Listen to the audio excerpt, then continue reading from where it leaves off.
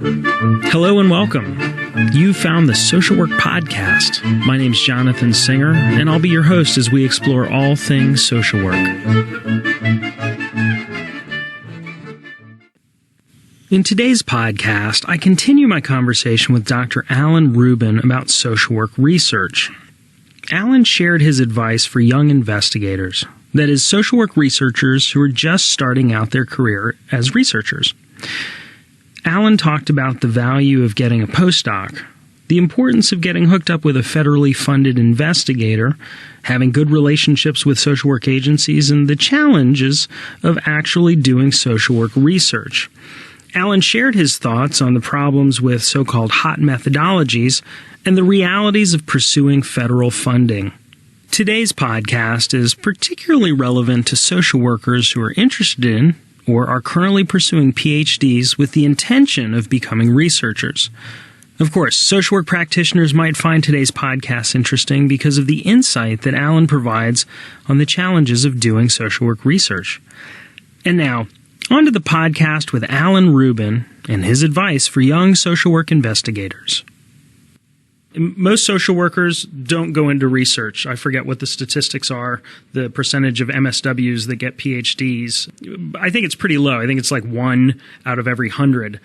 At best. What advice would you have for young social work investigators regarding a career in social work research? Okay, and I often have to do that and I'm actually delighted to do that with some of the doctoral students that I mentor and some of the new faculty members that I mentor. It's going to depend on what their career aspirations are. The advice can't be generalized to all of them. Let me say first off that in all likelihood, they're probably going to need to get a faculty position as a basis to earn a living while they pursue their research. It's not impossible to get other positions, to be director of a program evaluation at a state agency and so forth. But that could be pretty constricting in terms of what you can research and the politics that will influence what you do and what you say. But if you really have a burning desire to do independent scientific research that's not going to be burdened with political pressures, then you probably, in all likelihood, are going to need to do that as a faculty member. And then the next question then becomes, what level or scope of research do you want to pursue? At one extreme are doctoral students about to graduate who say, oh, I want to go to a Research One university that'll maybe even get a postdoctoral degree. A lot of people are doing that now, getting a postdoc, because their aspiration is to be able to get federal funding. Hundreds of thousands of dollars to do very large scope, impressive research. Large scope perhaps is not the right word, but it's got to be extremely rigorous research, very tightly controlled, large samples, stuff that you're probably going to need expert statistician on your team to help you do, and so forth. And by postdoc, what you mean is after getting your PhD, you go and you work with somebody, for example, for a year or two, and you focus on the research and learning the methodologies and things like that. Okay. If folks have that aspiration, then they need to go to a premier Research One university, and whether it's as a faculty member or as a postdoc, I think the most critical thing they need to do is to get hooked up with somebody that has a track record at getting federal funding. Because from my understanding of the way the game is played, it's extremely difficult, almost virtually impossible to get funding unless you have that track record. But how do you get the track record? if you don't have it? Well, you get it by hooking up with somebody that already has it and then being a co-principal investigator with them. And then when you pursue your own line of research, you could make that esteemed person with the track record your co-principal investigator. So now NIMH or NIDA or whatever federal funding body is looking at your proposal. They're seeing names that they recognize. Oh, yeah, Jerry Hogarty, Carol Anderson, and so forth. Yeah, we could rely on them. Because, and this leads me to something I tell my students all the time, the hardest part about social work research is not in the logic, not in the design. The hardest part is in the feasibility, in the being able to carry it out. Finding a setting that'll let you do a randomized experimental design with a large enough sample to please the feds. It's very hard to find an agency setting that will let you do that or has the capacity to let you do that. And then even if you're in a setting like that, it is only or primarily through the School of Hard Knocks that researchers learn how much could go wrong, when they're trying to implement the best laid plans. So many things can go wrong in terms of recruiting participants, having them follow through, avoiding retaining them in the study, figuring out ways to keep them from dropping out, making sure that the practitioners that you're relying on are doing what they're supposed to be doing and not distorting the intervention or maybe even distorting the research procedures. I could go on and on. I talk a lot about it in my book about the many, many ways that the best designed research does not get completed successfully. And so it's not just a question of name recognition, name dropping, and prestige that these feds are interested in when they see these proposals. They want to know that if they're going to give somebody $300, $400, $500,000 to implement this nicely sounding research proposal, that it's somebody that they can rely on that's been through the School of Hard Knocks. And here's a person that's had a track record of carrying out these well-designed research projects successfully. And so there's a lot of logic in the funders' minds of having somebody with a track record. If a young PhD social work researcher has that aspiration, I want to get federal funding, then that's the most important advice I could give them, either as a postdoc or as in a faculty position. Get hooked up with somebody that has that track record that can bring you on board as a principal investigator. I'm sorry, as the co-PI, or in some capacity that's going to lead to things in the way I've just described. Now, I want to distinguish between what I've just said versus going to a school that is recruiting you and saying, oh, yeah, we have, Professor Big Shot here. Come here. I'm sure you could get hooked up with her or him, and things will just be hunky dory. That's far from a guarantee. So my advice would be to try to nail that down.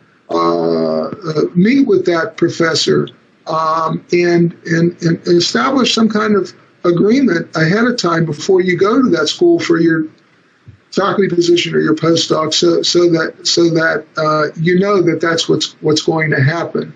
Because when schools recruit people for postdocs or faculty positions, it's like rushing a fraternity. You're not going to hear about Pledge Week. Everybody's going to be making things sound wonderful. They're great. You're great. Everything's great. It's courtship. So you can't just rely on all the good stuff you're hearing as possibilities. You want to pin it down and make sure it's really going to happen. Now, other people might not have those kinds of aspirations. They might say, look, I don't want to go fight for federal funding. I've heard horror stories about how hard it is to get federal funding. I could spend 6 years while I'm trying to get tenure just trying to get federal funding and not doing anything else and just striking out, not getting funding. That's not a lot of fun. I'd rather go to a school that isn't going to put that much pressure on me to get federal funding, where I could do smaller scale research. I could go into social work agencies and do research with maybe a smaller pool of clients and so forth, where it's not going to cost as much money. So I could do research that doesn't even get funded, where people will be happy with me if I do some nice little studies that are useful. Even though they're not bringing in hundreds of federal dollars, and where they would value me as a good teacher and so forth. And for people that have those kinds of aspirations, I would advise them not to go to one of those schools that is going to put so much pressure on them about federal funding, and to go somewhere else.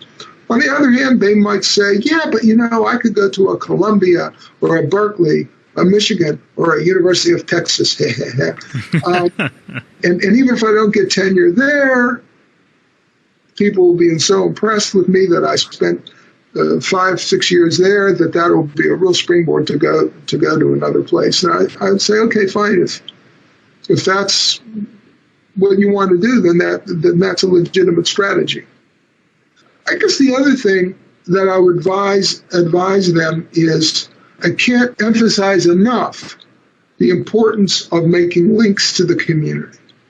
If you want to do good, useful social work research, chances are you probably got to have real good relationships with social work agencies and practitioners in the community, because that's where you're going to need to do your research. And you can't just kind of show up as a stranger and say, okay, I've got this research project, would your agency let me do that? So I would strongly emphasize cultivating those kinds of ties with people in the community. When I contacted you about doing this interview, and I had asked you a question about what you thought might be the hot new methodologies. I've certainly seen a lot about federal funding initiatives really looking for mixed methodology, or there was particular emphasis on advanced statistical methods. When I contacted you, I said I was interested in knowing what you thought about that, and I thought you had a pretty interesting response. Yeah, but the way you've just framed it, I want to modify my response somewhat. Okay. I'll start off, but I'll get back to what I think my earlier response to you was on that. Okay, so to begin with, if a doctoral student were to come to me and say, okay, I'm getting ready to interview at schools. I want to go to a research one school where they put a lot of emphasis on getting federal grants.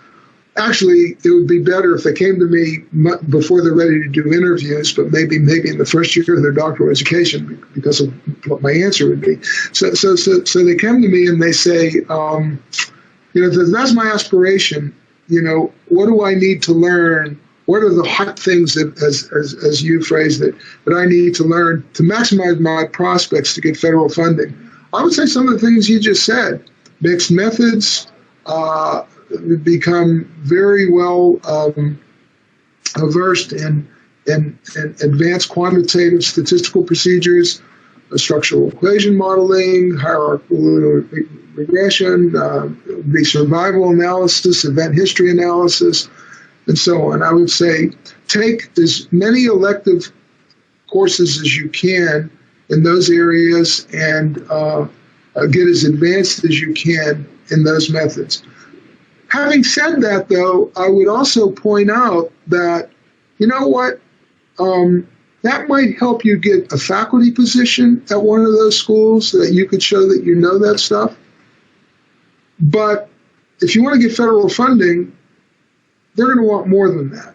They're going to want you to have a research team in which one of the members of your research team is somebody with name recognition that is a already established expert in one or more of those very, very advanced statistical procedures. They're not going to be satisfied with the fact that you've studied them and that you've gotten A's in your courses or whatever. Okay, mixed methods, as you said, it's very valuable these days to be able to combine quantitative and qualitative research. the two forms of research are very different, and yet they're very compatible, and they go hand in hand, because so often we need to do qualitative research first to set the stage for a good quantitative study, and we have to do qualitative research at the same time we're doing the quantitative. For example, to discover things that are going on that might be affecting the quantitative aspects of the study that we wouldn't discover if we weren't using qualitative procedures, or maybe even to generate deeper insights into the meanings of the quantitative findings that get generated.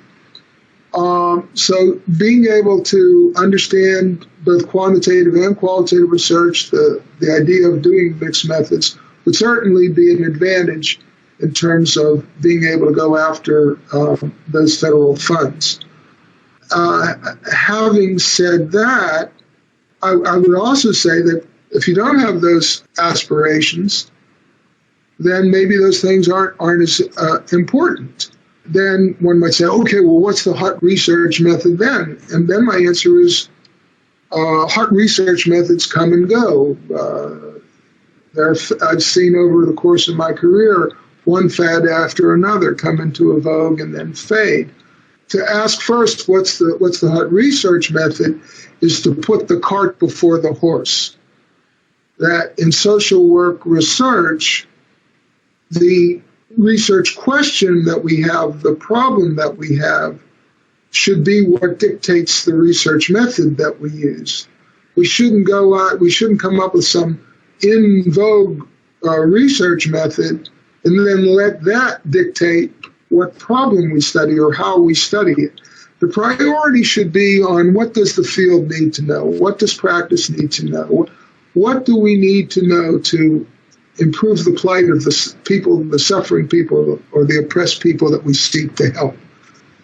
That should be the main priority. And then the research question gets developed around that, and then the best research method would be the one that best fits that question. It really sounds like the same kind of question that starting clinicians would ask, which is, so what therapy should I learn how to do if I want to be the best clinician? And really the answer is parallel. It's like, well, you do what's best for the client. It's not that you should learn DBT because that's going to solve everybody's problems. Was there anything else that you wanted to add? Well, one thing is that I am concerned about the degree to which universities are pressuring faculty members these days to get federal money. So often it pressures them to do things that are not of immediate relevance to social work practitioners and agencies. For example, maybe to do epidemiological studies on the prevalence of a particular problem.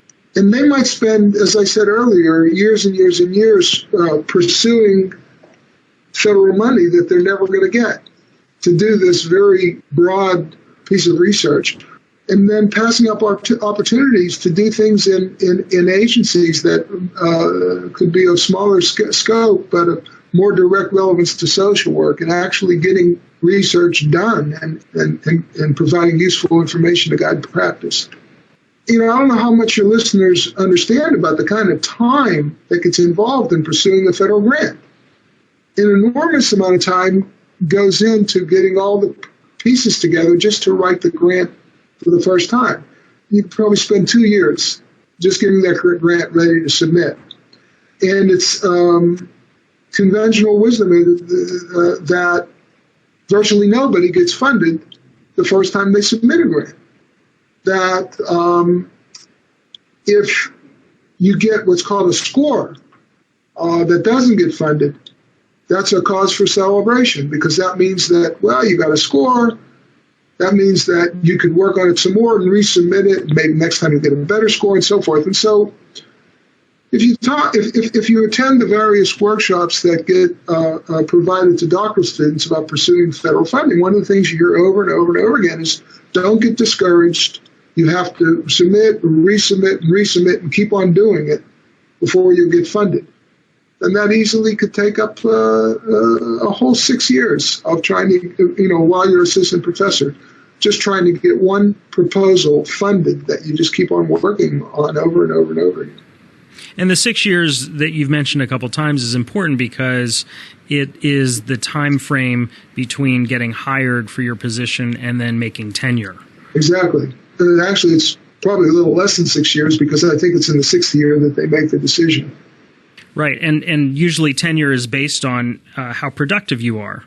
How many publications you've written, for some schools perhaps how many grants you've received, and if you have spent all 6 years working on one grant, then it's not going to look very productive. Is that what you're saying?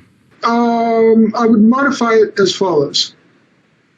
If I were a dean at a Research One university, God forbid, and I had a junior faculty member that I had a lot of respect for that was writing proposals that I read and thought looked pretty darn good, and he or she wasn't getting funded but was being persistent and tweaking them and modifying and submitting and resubmitting and doing everything I had urged her or him to do, and never getting funded, I wouldn't be disinclined to fight for them to get tenure. I would think that would be okay. I mean, if it was my priority that if I had been the one that said, this is what I want you to do, I want you to put all your eggs in that federal funding basket and be persistent and be resilient and just keep on going after it. Then they could spend 6 years and not get funded, and I would still want to give them tenure. Whether the university central administration would agree with me or not, that's a whole other story, and I don't know how that works or how that would go down.